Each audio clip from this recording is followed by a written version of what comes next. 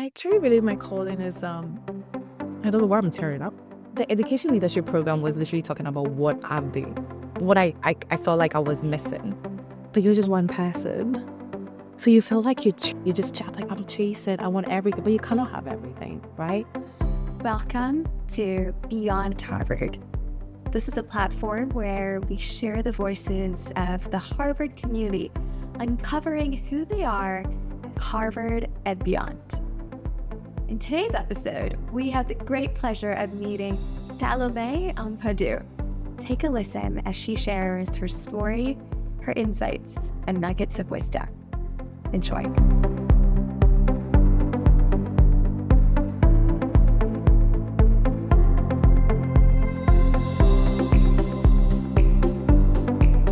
Salomey Ampadu, welcome to Beyond Harvard. Thank you. Delighted to have you. Thank you for joining us. Of course, thank you so much. Yeah, so Salomey, I want to jump right in. Okay. You were born in Ghana. You grew up in Japan. I did. You studied it. We went back to Ghana. Yeah. We studied in Dubai, Shanghai. You worked in London. Talk to me about your multicultural background and how it relates to the person you are today and how you show up in the world. That's a very good question. So yeah, I guess I have a global mindset in that sense. I'm very Ghanaian, I would say, in terms of the relation that I have with it, the culture, but I also still have the Japanese culture that was instilled in me. So I'm able to kind of mesh those two and kind of come into the world with that. So, I mean, of course, growing up in two different identities, you do have that question, which one do you belong to more? But I guess for me, the best time was when I was in Dubai, because Dubai was like a place where everyone else was like third culture children. So everyone was having the same dilemma I was having. Right. So you fit right in. It was just perfect. Yeah. And that's when I realized I can show up as the unique Salome that I am. Right. I'm Ghanaian. I have Japanese culture interest. I love Japanese food. Yeah. I love to be in Asia, but at the same time, I love Africa. And that's fine. That's okay. It could be different from anyone else, but that's the unique sense that I'm able to bring into whichever friendship I have or work life that I have. Right. And I think that diverse perspective really informs how you show up in those environments. And it sounds like, Salome, that you're not caught between the two identities. Right. I think so. Yes, having a multidimensional background and you feel boxed in. But it sounds like you're able to embrace. I do embrace it, and I'm happy. Yeah. Oh, it took a while, but when I embraced it, I was like, I love this. Yes, yeah. That's what it is. It's almost like a switch, right? It's a switch. Yeah. Okay. I love it. Something you say often, and that I've noticed is you've said talent is everywhere. Yes. And there's someone who has a diverse array of experience. How did you come to that? And talk us through a little about that mantra. So that mantra really speaks to me because I would say in my own bubble, I had assumed everyone had the opportunities and the access and the awareness of things. Yes. But I guess, again, this web living in and traveling in different countries, start to understand context, right? To understand what people are going through. So I worked in Cape Town for a while, and I didn't understand the South African context, and I don't think I'm the right person to even talk about it. But from what I even saw at that time was seeing that just unfortunately some people are not aware of the opportunities they can have, and they are not at the place that they could actually get to, and not because they are not smart enough or skilled enough. It's just no one has given them that opportunity and that access. So that's why I say for me, talent is clearly everywhere, because they have, in their own way, have built in innate skills, or they can develop it because of survival skills. I feel like people who have to survive, they have more skills than people who have just had everything given to them in a way. But then if we're able to give everyone, like, this is the kind of schools you can go to and have access to that funding access and all of that, and if we are all having that playing level field, I feel like that's where we realize that, okay, we can get more people in that bigger space than just keeping it as decentralized and limited. And it's the silos, right? It's a silo. Yeah. And it seems like what you're saying is democratizing access. Yeah. To those opportunities. Because to your point, they have the grit. They have to have the resilience. They have it, right? Yeah. It's innate almost. Yeah, to your point. And like time you mentioned almost this survivorship, right? And it's innate. So I want to come back to you, but I want talk a little bit about your childhood and upbringing. How has that shaped you? Oh, my upbringing best, I will always say. Yeah. Oh, I love it. I grew up in Japan with my lovely parents that instilled the Ghanaian tradition and culture in us, but at the same time, they still allowed us to also immerse ourselves in the Japanese culture. So I felt like I had that both being meshed whilst I was growing up. And one thing I loved about my childhood was in Japan, the educational system is such that they're kind of educating you to be a responsible citizen. So in the curriculum and what we're teaching, even in kindergarten and primary school, I realized that I was not just in a classroom, but I was being taught as an individual, how can you actually help your surrounding, your neighborhood, your environment actually succeed. So like there was one interesting thing, like in our neighborhood, we had neighborhood watch. Neighborhood watching. Yeah, so everyone takes a turn to kind of watch the neighborhood, and with the children as well, so it's not only parents. So we are being involved in it. Okay. So I'll go with my mom and some of our neighbors, or we'll be like a neighborhood watch, and it was fun. It was just interesting. Yeah. And it was little things. We don't realize it, but it does something to you as a child. So it kind of instilled to me respect, discipline. So like for me, when I see a law, I'm like, I need to abide by the law, because I don't know, I was growing up thinking that way and thought that way. And it wasn't like it was forced on us. They made it feel like you being a responsible citizen should be your pride. So instilling that in you makes you feel like, I want to show up that way versus why would I want to rebel? No, I want to be proud of the location I'm at and respecting the location I'm at and following through. And I guess that was mainly like kind of my childhood, but at the same time, the freedom to play and just enjoy the different things that I could enjoy. And honestly, I enjoyed my childhood. Yeah. It sounds like Japan will the very It really does. Yes, it does. The mix of being able to embrace both your individuality, but then being fully immersed. Yeah, in your community.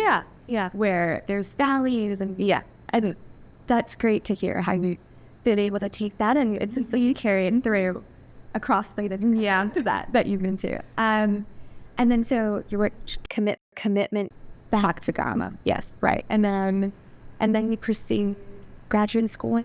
So I pursued my graduate school in Dubai, and I guess that's when I fully accepted who I was. Yeah. And it was the best time. It was a little challenging, but I think once I understood who I was and how my uniqueness was able to actually bring benefit into wherever space I was. And tell us more about you. So that's a good question, actually. I have to like kind of go like I know. Go back to where I was. Like it was more of as in I've always been the person that had different groups of friends. You always see me with my Asian friends, and you see me with my African friends. So you're able to adapt. And you're almost like adopt. And I think people on the other side are like, very interesting.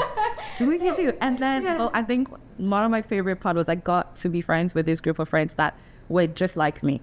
So none of them were in like from one country, if you could say. I think looking at them, the way they showed up made me realize it's fine. Like I don't have to box myself in. Why do I allow society to say I need to be this or that, you know? And I think it truly is because of them and seeing how they were behaving and how they showed up.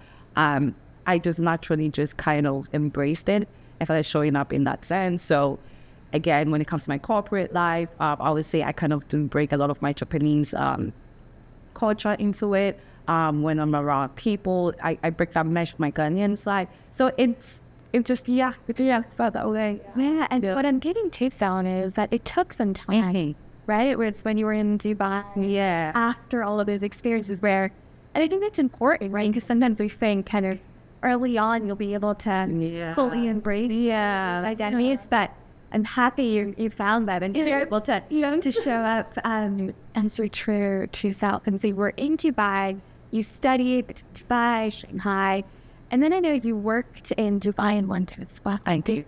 So maybe we'll segue into professional. Not the professional corporate side. Okay, yes. So I'd love to get into that a little bit. So help us through your professional journey so far. When you did the work that you did, you were at Unilever, you were at Bosch. Talk to us about. Yes, I love that. So when I was in graduate school, that was my first master's in Dubai. It was a business school, so it was straight on. You're thinking through it, I need to get a job. And I kept thinking to get a job, everyone just kind of let you know that you need to be in the big names. So I just naturally was like, I need to get into a big corporate company. And I wasn't boxed in terms of like which industry you can say. So at the time it was more, I want to get a job. Right. I mean, don't weird. I need to get a job. So that's very much the end. And that was the end goal, right? So in that sense, as you can tell, I'm a networker. So I was networking, just meeting people. If there was any career fair, I do attending. If there's any opportunity events, I'm there talking and meeting people. And the one thing was there was this one HR person that came for one of the career fair, and then I immediately spoke with him throughout. And I guess I followed through with that, even with because I had to get to somehow. So I had to go to Shanghai because the way the master's program was, we do have a home campus and then you kind of do a rotational campus. So Dubai was my home campus and I rotated to Shanghai, but I really wanted to work with them. So I was staying in contact with him, and I think once I also went to the company and the office and seeing the people there. So again, it's an industry I'm not aware of. So this is the Bosch company. Okay. It's all about power tools and devices. I know I've seen your microwave. I've seen that at home. You're like, yep, I have seen that before. That's one industry. If anyone had asked me when I began my studies, is that where you want to go in? No. Kitchen appliances, right? Yes. Part of the Yeah. So you want to think of it. I did not think about it. It was more of, I would say, it was the people. The people is the one that was like, I want to come. I want to do it. Yeah. Important. And that's what important. And I'm glad that's what made me choose to go there. And it was great. And then I was like, okay, I was being able to do all of that. Then I moved on to Unilever, and Unilever challenged you so well in terms of the product. And because every product has a purpose behind it. Yeah. So like you feel like you're part of the drive and the journey. Yeah. So especially when you go to the supermarket and then you see someone grabbing that item, you're like, I'm good. You're like, I was part of the process for you to actually have this product and you have this pride. Yeah. But all of this was great. Okay. However, I don't know at what point, but I think I would kind of go a little bit backwards. Yeah. So this was my master's, right? So my undergrad was in Ghana, and it was my final year that I stumbled upon, because it was not planned again. Yeah. I actually, during a summer holiday, I was volunteering at an orphanage in Ghana. Okay. And I think that was the point where the talent is everywhere, but opportunity is not also kind of started being playing in my head, because that's when I realized that unfortunately it was like a process. Just once the kids wake up, you feed them, you bathe them, and then they sleep. And that was the cycle. And no fault of theirs, because that's all they can do in terms of manpower, resources, and everything. And I was like, what happens to the educational journey? What happens to building them up so that they can actually succeed after this? Because it's development. Because it's great to feed them. It's great to give them a home amazingly well. And I will honestly say they did it so well. I love that part. But for me, I came in and saw a gap. And I was like, what can I do? And at that time, this is where Mayfund just kind of just went into my head. But, as a young person, you have to get a job. Yeah. So I know I wanted to do that. So I was doing little things like where me and my friends would go to the orphanage to kind of play games with the kids. Yeah. Give them sports day. Yeah. And then we kind of did like a pancake making with them once. So you curated all of this. I curated all of this, but it was more of like a one-off kind of event. So I was in consistently or thinking this was going to be like an official thing. Yeah. It was more something I wanted to give them in that sense. And bear in mind, this was when I was in undergrad, final year. Yeah. So fast forward now, I'm in Dubai, masters, all you're thinking of is job. Yeah. Though at the back of your mind, this hasn't left you, right? So as I'm going through this corporate life, it was still, I think every day was becoming more apparent to me that this is what I enjoy doing. Because I realized that even with my summer holidays or my leave days when I was in the corporate world, I always will do things related to that. So with my church back in Dubai, we traveled to Kenya to do such a big project with an orphanage there. And the joy I always feel whenever I go and come back, I was like, I don't think I can lie to myself anymore. And then COVID was my pivot. COVID was that point that I think it was a time that everyone kind of was able to slow down. And in that slow forces you. We were forced. Yeah. We didn't plan on to. No. Because it was very, Dubai is very fast paced. So you're just going in and going in. Right. And when you're working too, or even in school, it's like you're. Yeah. So I think that time I started realizing I really do want to get into education fully. How do I actually pay for myself? Because if you look at my background, I have nothing in that sense, right? So I was like, how do I position myself so that companies in education field will take me serious in that sense? So I was applying to universities, I was applying to this and that. Because I was like, I just wanted to do education, though my focus was early childhood education. Right. But This is still while you were working while I was working in Dubai. Yeah. Okay, but your heart was telling you, want to go with Yes. and it sounds like that felt very purposeful. They Talk about trips and okay, and so you were physically in Dubai, but Yeah. I was already planning and thinking, I was like, we need to do something. yes, okay, And luckily it worked out. I got a lovely job back in Ghana with this amazing university that has the mission that I kind of felt very connected to. It was all about, I would say, are doing a much of allowing opportunity to be given to everyone. The business module was just perfect, where they could provide so much scholarships for underprivileged children. So I have access to this quality education, higher education. you joined them And I joined them. And I'm glad they saw something in me that I could be available to that. So that was like the right pivot that I needed. and you didn't need the education or the background, right? You were. It almost sounds like you were about transfer. I was able to transfer. Whether it's the business attitude, the experiences that The experience. And I think education is really much about your drive, your passion that you want to do. But if you think about it, we all need all these skills in education, right? We're teaching, we're training in whatever sense, right? So do you actually want to get into this? Is this a course you feel, passionate about? And I think they could see that. And I think since then I've just been in this education space now. No, that's wonderful. And maybe just to bring more context into your journey, take us back to, I know you said your first master's was you were studying business. And now you're pursuing your second master's. We're gonna get all into it. But take us a little bit through that journey. Yeah. So what it was the whole reason I wanted to get into education was because of the experience I had at the orphanage, where I wanted to provide quality in each other. Okay, so that was like being. So that was it. Okay. So now I've entered the industry. Yeah. But at the same time, I realized I still wasn't fully committed myself into the mission that I have for myself, which was doing that for the underprivileged children. Yeah. I was still doing it and I've been doing it, but it was becoming harder. And I started to notice I had some gaps that I needed to fill myself to be able to have the right skills and the right training to be able to actually make this a big deal, to be able to actually provide it sustainably. So that's why I was like, I think it's time I do this and take a break from this. Now I have more understanding of the education industry, the system and everything.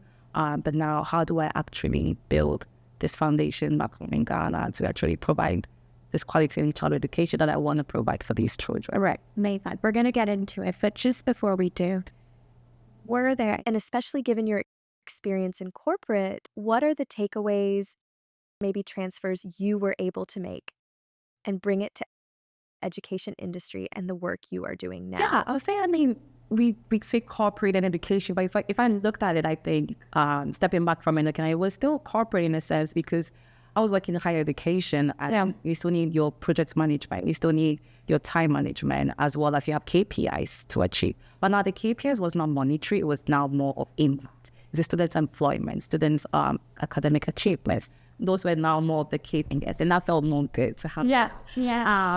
So in that sense, I would say the transferable skills was easy in that sense, where I know I have the same framework, but now the goals of the frameworks are just different. Right. So it's almost like a plug-in. It was a plug-in, where you can just easily take those frameworks and apply it. So I think that's perfect transition into Mayfund. Yes. So inception, you said final year in college, right around the start of the pandemic, 2021. Easy.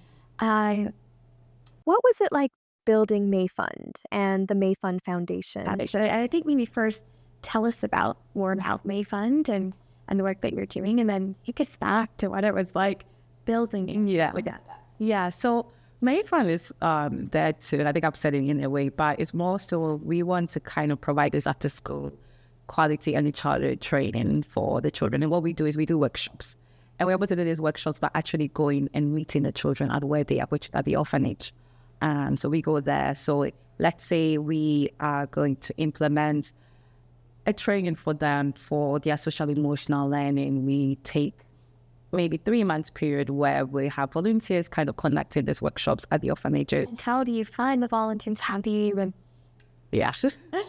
That's where I would say, luckily, the skill that I'm able to talk with people and with people come and play. And again, this is where I would say the transferable skill from corporate, because I've kind of worked in partnerships or relationship building. I know how to do project management. So, you know, the stakeholders that's needed, you need the pieces that have to come together, you know, how to like pitch it to them, and you just luckily get the right people.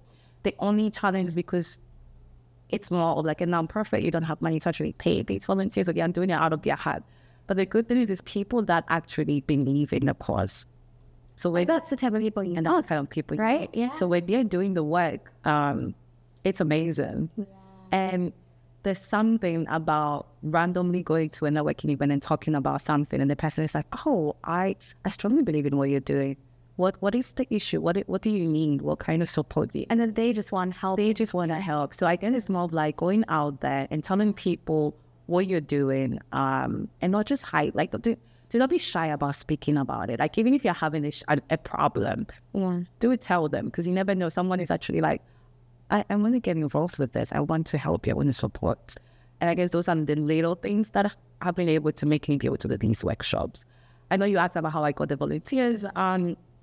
They started usually with my friends. So I have close friends that have already heard me talking about this non-stop every time. That's the best way to start. And the best way. The best way, yeah. Had a very good friend who is like a graphic designer. So he designed the first Mayfund logo. We've been using that since. He's really creative, and in that sense, and he will support and do like the video taking of pictures. And I'll have other friends that actually were like, I want to help you, to donate. So that was another form of help. And then the great thing is about working some part of these organizations, like I'm like the Global Shapers, as well as the One Young World. So these are people that naturally want to do social impact and do good. So people like that are happy to take a weekend, like a 2-hour weekend off, to actually teach children. They will love that. And so these are the little things. It's not like coming to meet people that feel aligned with your vision and mission, and then they will join you, yeah. And now it seems like Mayfund is the crux that everything you do, right? Yes. The rest, I cannot run away from it. Everything else just revolves around. Around Mayfund. And so, what's the vision for Mayfund? So I need to give you everything. Oh, I like this because you hold me accountable, so that I can we're gonna follow up with the. So I'm gonna put it out there. Yes. Hopefully that's. And so that I can look back into this and say, I did it. Yeah. And so the plan for Mayfund is, and the goal is, I want to keep doing this workshop. I want to do the workshops consistently. Yeah. Where it's a continuous cycle. And we are partnering with more orphanages and other institutions. So, and these are the developmental workshops? Yes. The collaborative. Yes. Okay. Yes. And at the moment, what we are doing is we've partnered with 2 orphanages in Ghana. And it's been going great, but sometimes we've not been able to do it as consistent as we want, again, because you can't always have available volunteers or funding issues, or unfortunately and my time as well. So those are kind of the cracks in. Hence why I'm here to kind of gain all the right skills and the knowledge and everything. So the main thing is like to make sure our contents that we're teaching these children for their developmental stages are actually evidence-based, right? And then being right here where there's so many resources, research, labs that are doing that, I'm like, this is perfect. Yes. I'm learning everything. I'm going and like asking questions. I'm like, yeah. And I'm loving the classes I'm taking because it's teaching me how to actually design a curriculum that will help the developmental needs, maybe their motor skills, or, you know, how they're cognitive, or how to even relate to their colleagues and everything. So that's the goal. The goal is to make sure that we're able to do this consistently. Okay. So that's the main thing. As simple as that. As simple as that. I like it. Yeah. Because it's sustainable. Yes. Right? So if you can keep the pace up. Yes.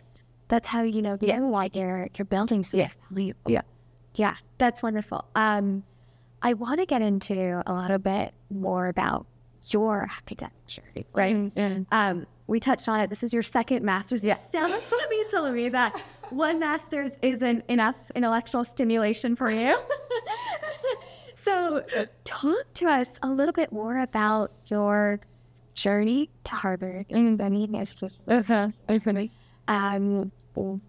was that journey like? How did you have these applications? Yeah, We're working. You have your nonprofit.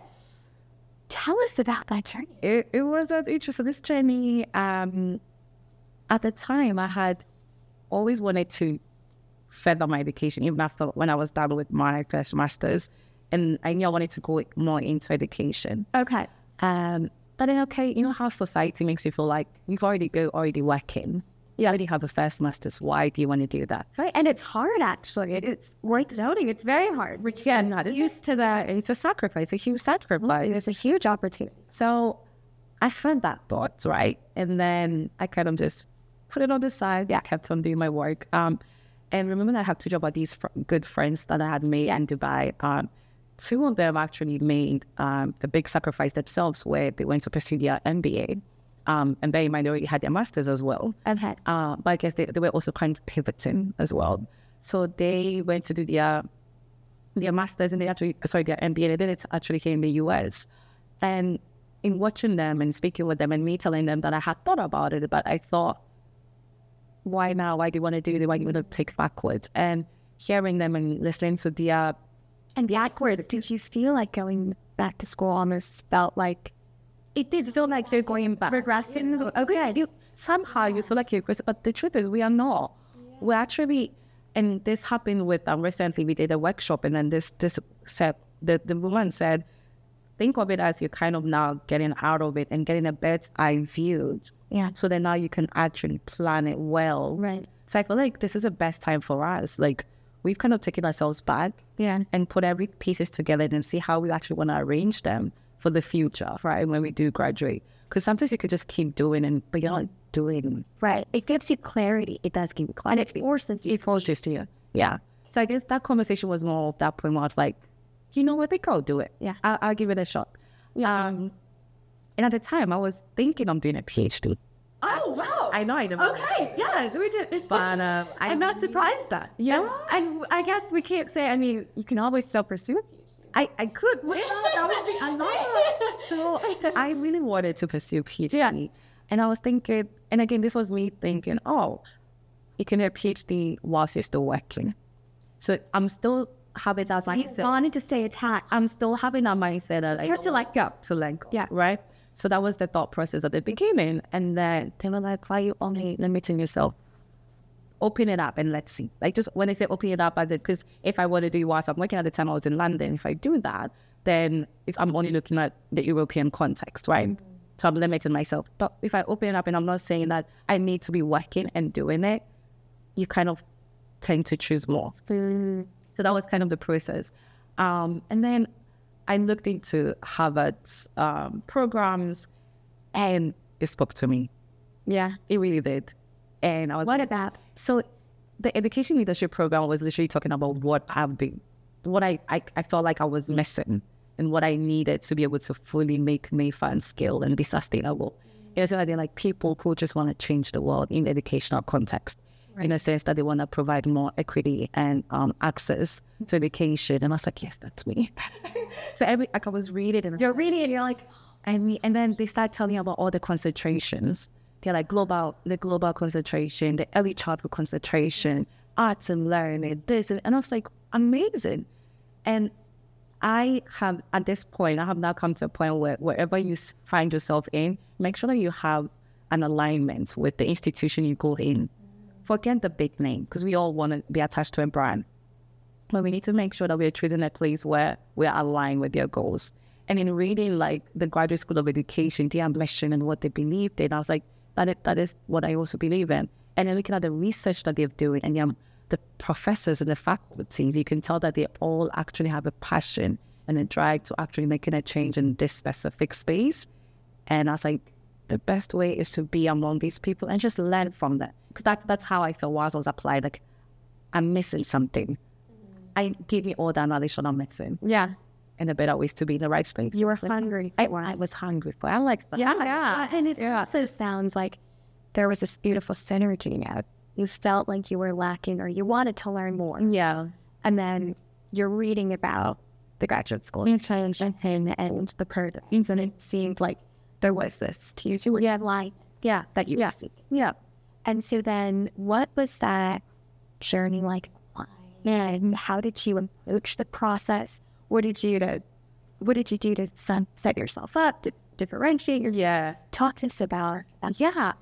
It was more of like I started talking to people. So I started talking to professors around me, my previous professors back when I was doing my first master's, and because I want to go into the education space, and who better than talk with professors, because they are in that world, they understand. So I was thinking, I was just asking. It was more like asking you, am I being crazy? And then like, no, go for it, do it. Like, yes, they are. So that was one goal, right? And I'm like, what would you want to see in an application? Like, how do I actually put what I'm trying to say, like why I want to be here in letters, like in words, like how in which is like, just be real, just put everything down, start from there. So I like that. Like, I mean, it comes down to, this is where a bit of transferable skills come in play. It's more of knowing about, before you write an essay, just write all that skeleton in. Yeah.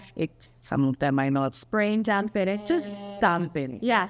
And after you've dumped it in, then you keep reading through it. Yeah. And make it make sense. Follow through it. So like, that's what I did. So like, and I also did more of like a project management or time management with it, because let's say you know when the application date starts, you know when the deadline is. Yeah. And it's a lot of things. And as you said, I'm also working as well, right? So I actually started the process before the application started, because they always tell you that things that are required. Yeah. So I also make sure I did my GRE the year before I was actually applying it. Wow. So it's like I'm doing this project management where I'm like, what are the things that are required? And you're working backwards. You're working backwards, because I believe that the GRE would take the longest for me, because I need to go back. Yeah. My mathematics said English. I was like, I know. There's algebra. I was good algebra, but I forgot. What was this again? And I enjoyed that process though. You liked it? I actually did. Yeah. Actually enjoyed learning it. It was like, for you. Hey, so accountable in that. So if let's say friends will message like, let's go for dinner, I was like, dinner is like the time that I can do this, because during the day I'm at the office. So my evening time is the only time. And unfortunately the weekend. You're very committed to it. I was, yeah. And I think I had to hold myself accountable in that sense, and telling my family is what I want to do. And they also holding me accountable. So you like putting it out there for them to be like, even sometimes you might forget, you want to go out and be like, but remember this. Right. So it's almost like by stating your boundaries, they're reflected. It is. Like, people really respect that way. It won't tell them why this is the reason. And they are more like, yes, go for it, do it. Like, we understand. I mean, it gets sad sometimes. Like, I will not actually. You were sad all a little. Because it could be sunny outside, and you just just learning this. Oh, that's the worst. Oh my God. Right? Yeah. So the project management piece, I'm doing all of this, and I think the hardest bit was the personal statement. That is really, but it sounds like cool. It sounds like you had a very clear, right? You knew what you wanted. I did, yeah. Right, and there was all this you wanted to learn. And there was you felt this. So why was it harder? It's hard because you don't realize it, but it's harder to let that come out in words. Some people are very good and blessed with it. I never thought I had that in me. So I think that was also maybe my own criticism. I was criticizing myself. I didn't know how to put it out on paper. Right. I was like, I didn't know. I was like, okay, I put it down on paper, but in me putting it on paper, is that other person able to read, tell what I'm trying to convey? Do you get the message? Yeah. Or am I the emotion? Yeah. So that was kind of where for me was the difficulties. Like, okay. So, and I think maybe in a way it was good I was that critical of myself, because if I tell you the number of times I read and edited and read and edited, and it got to a point I was like, there's a lot of other ways you can say a sentence, because English. Oh, yeah. So you can keep doing this somewhere. Yeah. So it gets to a point you need to accept what you have and believe and trust that it's good enough. And I had to say that to myself, because I was doing it. So everyone would ask me, is it that? And I always be like, almost. I always use the word almost. And I'm like, you're always at the 95%, right? Some point I'm 95%. I never got to 100. For me, it felt like, I was like, oh, there's something else missing. Every time I read it, I'm like, there's something else missing. I was like, the deadline will come and go. And Well, I think that's why it's good they have a deadline. You're right. It forces you to be like, I trust this. And you started the process so early. I did, yeah. I had enough time to sit and think, and reflect and revise. Yeah. And I made sure I had people that I trusted around me to read it Okay. and give me that criticism. I'm like, please don't sugarcoat it. Just tell me, is it really bad or is it great? Where else can I improve? What should I just delete? Some things may not even make sense. And like, yeah, no, just tell me what it is. And having all this feedback from all these people was good. Because then again, and I think I like this when we did it at HPL, when they made us do the peer-to-peer review, they said, yes, I'm going to give you feedback, but you are the author. It doesn't mean you have to take their feedback, but it's good to have that feedback, right? So I loved listening to all of that. And there were things that made sense to me. I was like, actually, thank you. This is what I'm trying to say. And you saying that me changing it made the impact stronger. First, there are some things I was like, if they want me to be something, I was like, I personally feel strongly that I want this to be in this paper at the moment, right? And that's you are the only one who can make that decision because you are the author. And you get to have that agency. And you have that. Yes. So I would say the best thing is always having people around you that you trust and respect to read it. Right. And it's a personal thing, so you're ready for them You have to open up, and it requires a sense of vulnerability. And They're entering, and they are actually like, yeah. Yes. And then honestly, each one of them that read it and gave me the feedback was, as it putting all of that together was one made. I didn't really it strong, even though I was still editing it. Yeah. But And feel so attached to it too. But I loved, Salomey, you talked about feedback. Right. And Professor Monica Higgins always talks about how feedback is a gift. You can choose if you want to buy. oh yeah. I think that's great because it puts the autonomy back on you. Because if you have the onus, you done whether you get to hear someone else's feedback, right? And that is certainly a gift. But you also get to choose what pieces you want to stick with. So I liked how you focused on how that's a huge part of this personal statement. Isn't that application raising to be the hardest art? Yeah. And with the personal statement. Yeah. And so now you're here. Yes. You're at Harvard. Yes. Tell us a little bit about your time here. I know we're just getting started, but I mean, we're in the same book here. Whoa, so this place is huge. That's the right word I can say right now. Yeah. And so many opportunities. But you're just one person. So you feel like you just chat like, I'm chasing, I want everything. But you cannot have everything, right? So it forces you to actually narrow down your interest. It forces you to be like, focus on what you really, really want. And it takes you back to before you actually applied here. Why did you even apply? Remember your why. And remembering that why kind of keeps you grounded here because like, this also sounds interesting. Yeah. Everything. So there's so many things going on. Yeah. But it comes down to, why are you here? What it is that you need. But at the same time, too, do not box yourself because that's enough for like branch out a bit.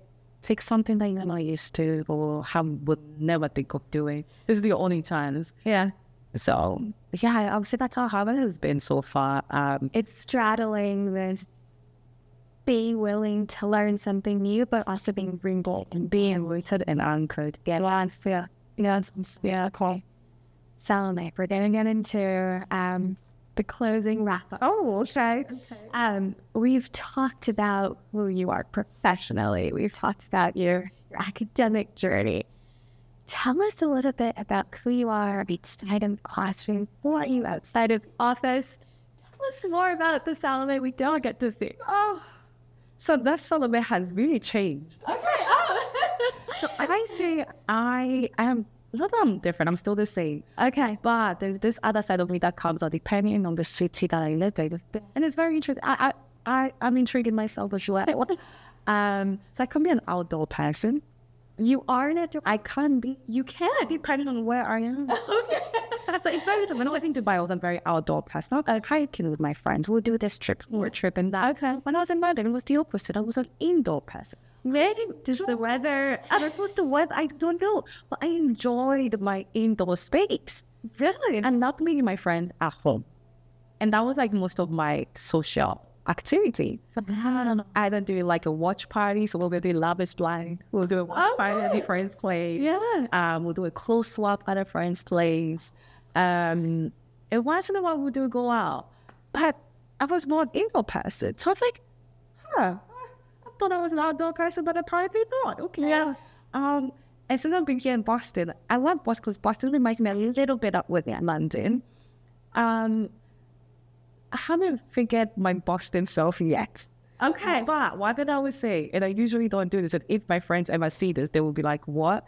I usually do not go for a run, but since I've been here, and I can attest, yeah. it's insane. You wake up and everyone is running. Everyone is on a sword at every time of day, everywhere. I was like, maybe they could be the new Salomey. And I would say, and I've actually started running. You have? But not consistently, like every day, like how the rest of them are. The rest of... Because I think they are the true Bostonians. Yeah. No, I'm now immersed myself in it. And on a Sunday, when the Charles River, when they do actually close it up, I actually cycle. And I've been enjoying that. You're on another level. You said heck with the running. I know. So now I was like, I am enjoying this new one. Oh, I love that. I need to pull some inspiration about you, and that's awesome. So it seems like you almost adapt. I do, to your environments and the countries that you're in, and whether it's the running or whether it's the outdoors, and even the indoors, right? It sounds like you're able to almost shape. Yeah. Okay, so this program, Salomey, it's 1 year. Okay. Right? I know. Sadly. Sadly. What are you hoping to happen? Oh, it's a big question. I know. Loaded one. It's a big question because I think I have so many aspirations. And how do you decide, right? How do you pick? Not need to tell myself, why can't I have it all? So, yeah. The whole thing of like, you can have the king and you can. I want it all. And what is all for you? So what is me success? Clearly Mayfund, just running. Okay. Running fully, consistently. Yes.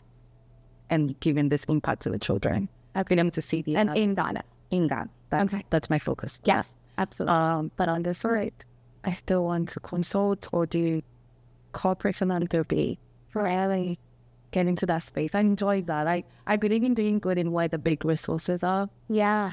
And that's where I've done corporate philanthropy. That yes, it combines that corporate side, right? It aligns the social and that work again yourself. Like it's the right method to me. Yeah. Wonderful. Okay. So shall we get into our rapid fire for Rashana segment? Our last little bit here. Okay. Home stretch. Yeah. Okay.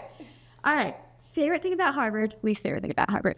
Ooh, that's a good question. And I'm like, favorite thing about Harvard is you'll be walking and you will see a poster saying, oh, the minister or the prime minister of this place is covering here. You're like, oh yeah, just so casual. Yeah, so just on the street. Yeah, on the street.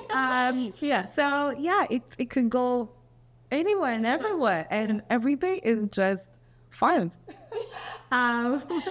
And the people you meet, like, so diverse, interesting, exceptional. Everyone is exceptional. So you might just be grabbing a coffee at one of the coffee shops and then just have a chat with one person and it will blow your mind. Someone could have been... I actually randomly met someone who used to work at the space that took, I forgot her name, Katy Perry and the other woman. I forgot that company's name, but random. I don't think in my life I'll ever meet anyone who had worked in space. Yeah. As in like a space company, not like in space. Yeah. But yeah, like little things like that. You talk about Blue Origin and that. Yeah. Just kind of random things. And, wow. Yeah, like people are so interesting. And people are very nonchalant with it. And you're like, yeah, cool. Yeah. And it's interesting to hear about everyone's why they are here. Yeah. So different. So part of the experience. Yeah, but we are all here, but everyone has a different why. It's so interesting. Yeah. Yeah. Okay, I'm not going to let you escape from least favorite. Ooh, least favorite is the fact that there's too many things to do and on the one. I hear you. That's a good one. Can you give it more hands? I'm great. Yeah. Okay. Best study spot. Ooh. So I'm still expert because I'm trying to do that. I'm holding myself accountable to go beyond government. Okay. So I tried the law library, and I'm starting to realize that the law library is, if I want to concentrate the most, is the place to go. Very quiet. Everyone is cold and reading. Yeah. So that atmosphere just makes you just free, focus on your work. Yeah. And I had tried the HBS one as well, and it's also great. Yeah. I feel more of I can work as well, like chit chat, but it's just I could also read. And government is just friendly. It's home. So welcome. So it depends on what you need. It depends on the type of study day, what you need. Is it a day just you want to chit chat with people, or is it a day where you're like, but it seems like law school. Law school is the place. All right, I like that. If you weren't at Harvard this year, Salomey, where would you be? Oh, good question. Yeah. If it was not, What? you could have done two things. I would have probably still stayed at where I was. Okay. But I think I would have done a disservice to myself, knowing who I am. 'Cause there's a reason why I was feeling that this was a time that I needed to do this change, right? So that would have maybe me taking the easy way out. But let's say I was bold. Maybe I would have been bold enough to just move to Ghana and just get my hands dirty. I love that. The work. Yeah. So getting there, hands on. Yeah. That's awesome. So maybe that's perfect segue to the last question. Salomey, what do you think is your calling? Cool. You just talked to me about Ghana. You talked to us about Mayfund. You're here. Yeah. What do you think is in common? I truly believe my calling is I don't know why I'm tearing up.